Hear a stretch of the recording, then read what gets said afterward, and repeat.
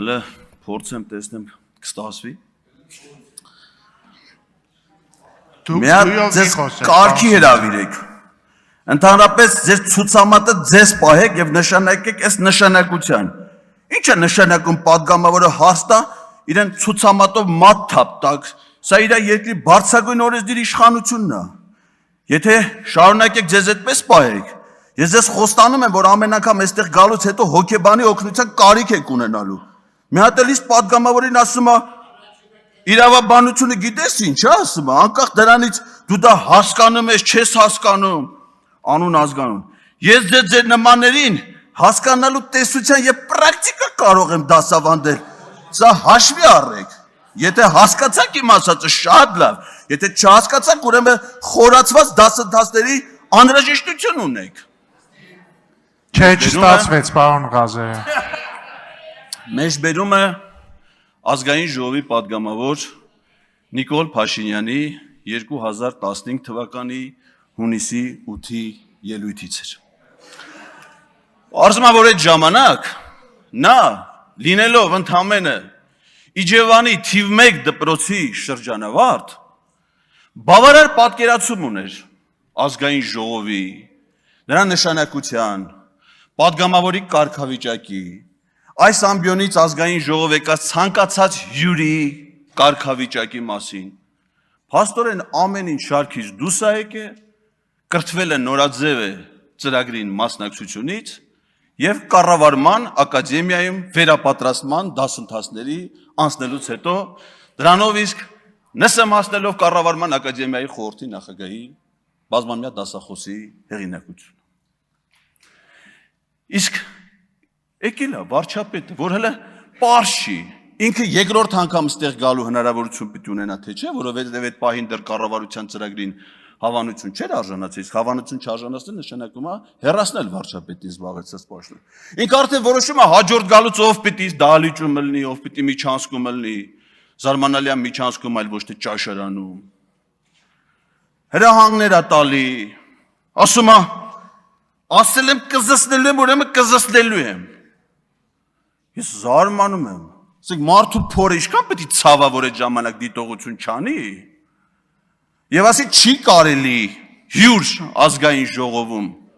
ազգային ժողովի ամբիոնից նման խոսույթ առհասարակ հնչեցնել։ Պատգամավորների նկատմամբ հարգալից է պետք խոսել, այլ ոչ թե պետք է այստեղից պատգամավորներին, նրա ընտանիքի անդամներին, ձերբակալության ապօրինությունների ցուցումներ տալ։ Ընդ որում հաջորդ օրը Մեհրիբան Ալիևի ծննդյան օրը ցուցումները, երբ որ այդ օրը Բերձորը հանձնվել է Ադրբեջանին 2022 թվականին, ցուցումներ տալ ազատազրկելու ազատության մեջ գտնվող Արցախի միակ նախագահային,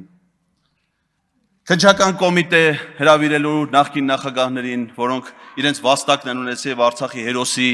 կոչմանն են արժանացել։ Ես մի բան ասեմ, Արցախի ռազմաքաղաքական ղեկավարության գործով կա անջատված մաս, որով վարույթը շարունակվում է։ Եվ այդ վարույթում մեղադրյալի կարգավիճակ ունեն Հայաստանի նախկին նախագահներ Ռոբերտ Քոչարյանը, Սերժ Սարգսյանը, մեղադրյալի կարգավիճակ ունի Վազգեն Սարգսյանը, Մոնթե Մելքոնյանը, Արցախյան ազատամարտում իրենց նշանակալի դերակատարում ունեցած բազմաթիվ գործիչներ։ Եվ ոչ միայն նրանք, բարձում է մեզանից բոլորը, որովհետև հեռուստահաղորդավարուհի Լուլուն, նույն ինքը Լուսինե Բադալյանը, որը ժամանակին այցելել էր Արցախ հայրենասիրական։ Ներողություն, Իվարկյան, պարոն Ղազարյան, ձեզ նախազգուշացում։ Ես չեմ կարծում, որ դուք բավարար մտերիմ հարաբերություններ ունեք Տիկին Բադալյանի հետ, որ նրան ստեղից անվանեք Լուլու։ Ձեզ Էդով ոչ մեկ ստեղ չի անվանում, շարունակեք ձեր ելույթը եւ այլևս նման բարամթեք չօգտագործեք։ Դիտողությունը տեղին չէ, Տիկին Բադալյանի։ Դիտողությունը տեղի է, շարունակեք ձեր ելույթը։ Դա իր ստեղծագործական գործունեության Մենք հիմա Տիկին Բադալյանի ստեղծագործական աշխատանքի շրջանակներում չեք, շարունակեք ձեր ելույթը։ Խնդրում եմ վերականգնեք իմ ժամանակը։ Երբ որ նա այցելում էր Արցախ եւ ոչ միայն նա, ես տեսել եմ Facebook-ում այլ падգամավորի լուսանկարը սիրելի Արցախից այլ падգամավորների հետ։ Իսկ դու գիտեք ինչի համար է մեղադրվում Ռուբեն Բաբայանը։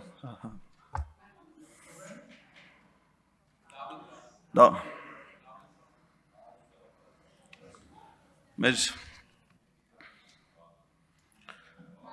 Վարդանյանը, ներողություն, ինձ ընդհատելու հետևանքներն է դա։ Ադրբեջանի սահմանը ապօրինի հատելու համար։ Խանգարում են ինձ։ Կլինի, մի խանգարեք պարոն Ղազարյանին։ Շարունակեք։ Ադրբեջանի սահմանը ապօրինի հատելու համար։ Գիտեք ինչի համար է մեղադրվում Արցախի ռազմաքաղաքական ղեկավարությունը։ Արցախի պաշտպանության բանակը որպես ապօրինի ռազմական ահաբեկչական կառույց ստեղծելու եւ ղեկավարելու համար։ Որ մեկից չի վերաբերվում այդ մեղադրանքները։ Նիկոլ Փաշինյանին չի վերաբերվում այդ մեղադրանքները։ Պարզվում է, որ վերաբերվում է։ Եվ միգուցե ինքը ազատություն է ստացել Ադրբեջանի գլխավոր դատախազից այլ գործողությունների համար, որովհետև մենք այդպես էլ չգիտենք, թե Ստամբուլում Ռեջեփ Թայիփ Էրդողանի հետ հանդիպումից անմիջապես հետո եւ Վաշինգտոն գնալուց առաջ Աբու Դաբիում Իլհամ Ալիևի հետ 5 ժամանոց առանձնազրույցը ինչի մասին ա եղել, որովհետև նույնիսկ հայ պաշտոնյաներ այդ հանդիպանը չեն մասնակցել։ Ես մասնակցել եմ։ 5 ժամանոց հանդիպանը չեք մասնակցել, դուք օնլայնված կազմել, ուստի չգիտեք թե ինչին եք մասնակցել։ Իմ տեղեկացվածությունը ավելի շատ է նույնիսկ ձեր գործունեության մասին։ Իսկ թե ինչ ա եղել հանդիպման բովանդակությունը, դա արդեն գաղտնազերծված է։ Դա արտացոլված է կառավարության այն գործունեության ծրագրում, որին որ դուք միասնաբար կողմ եք քվեարկել։ Անտեղի ձեր վրա վերցնելով մի պատասխանատվություն, որի հետևանքների մասին կարծում եմ դեռ պետք է երկար մտածել։ Ինչ վերաբերվում է մեր կոնկրետ, ես իհարկե այս թեմայով դեռ կարծում եմ բավարար ժամանակ կունենամ առանձին դետալային խոսելու։ Ինչ վերաբերվում է կոնկրետ մեր հանձնաժողովի իրավասության ոլորտին։ Մենք այստեղից լսեցինք Թախծոտ գյուղապետի պատմությունը։ Ինչի մասին էր այդ պատմությունը, որ գյուղապետը ընտրական գործընթացում հանդիպել է բազմաթիվ ապօրինությունների, ընտրակաշարքի դեպքի, վարչական ռեսուրսի չարաշահման դեպքի, անարդարությունների, որոնք տեղի են ունեցել մինչև 18 թվականը։ Եվ ինչ էր տեղի ունեցել այդ գյուղապետի ընտրության արդյունքում։ Նա ընտրվել էր գյուղապետ։ Եվ եթե այդ ժամանակահատվածում եղել են անարդարություններ, եղել են ընտրակեղծիքներ, չարաշահումներ, ապա ով էր դրա պատասխանատուն։ Կենտրոնական ընտրական հանձնաժողովը։ Ով էր գլխավորում կենտրոնական ընտրական հանձնաժողովը։ Տիգրան Մուկուչյանը։ Իսկ երբ որ արդեն Թախծոտ գյուղապետը դարձել էր երջանիկ մարզպետ եւ տնօրինում էր 40,000 հեկտար ոռոգելի այգիներ, այդ ժամանակ նույն Տիգրան Մուկուչյանը իրենց քաղաքական ուժի համար կազմակերպում էր 2018 թվականի Երևանի ավականու արտահերթ ընտրությունները, 2018 թվականի ազգային ժողովի արտահերթ ընտրությունները, 2020 թվականի ձախողած հանրաքվեներ նախապատրաստում կազմակերպել, 2021 թվականի ազգային ժողովի արտահերթ ընտրությունները, 2022 թվականի տեղական ընտրությունները։ Տիգրան Մուկուչյանը մի հրաշքով վերածվել էր հրաշագործ դեմոկրատական ընտրություններ կազմակերպողի։ Իսկ Տիգրան Մուկուչյանի հանձնաժողովի քարտուղարը, որը ժամանակին առաջադրվել եւ ընտրվել էր հանրապետական կուսակցության կողմից, Արմեն Սմբատյանը, 2025 թվականին քաղաքացիական պայմանագիր խմբակցության կողմից առաջադրվում եւ ընտրվում է կենտրոնական ընտրական հանձնաժողովի անդամ եւ դառնում հանձնաժողովի քարտուղար։ Ամեն ինչ ընկավ իր տեղը։ Հիմա արդեն ընտրությունները ժողովրդավարական սկզբունքներով են կազմակերպվում։ Ուղղակի ի տարբերություն Թախծոտ գյուղապետին այնքան երջանիկ է, որ ընտրություններից հետո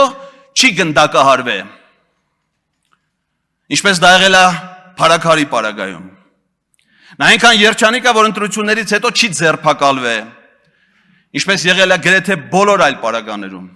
Իսկ մինչև 18 թիվը շատ են եղել ընտրություններ, որտեղ ընդդիմադիր ուժերն են հաղթել։ Ես մարզպետ եմ եղել, իմ պաշտոնավարման շրջանում Եղեգնաձորի քաղաքապետ ընտրվել է ընդդիմադիր գործիչը, որի աջակիցը նաև պարոն Բագրատյանն էր։ Եվ նա մինչև հիմա Եղեգնաձորի քաղաքապետն է, որը հաղթել է նաև ՔՊ-ի տեխնացուներին, բայց մի տարբերությամբ, որ անցնում է բազմաթիվ քրեական գործերով։ Այդպիսի հետապնդումներով, այդպիսի ապօրինություններով ձեզ չի հաջողվելու առաջ գնալ։ Դրա համար ենք մենք այստեղ։ Խափանվելու է Ալիևի բոլոր ծրագրերը։ Մենք թույլ չենք տալու համարակալել մեր երկիրը 3-ի, 3.1-ի, 4-ի, 4-ից հանած 3-ի։ Մենք ունենք մեկ պետություն, որի անունն է Հայաստանի Հանրապետություն։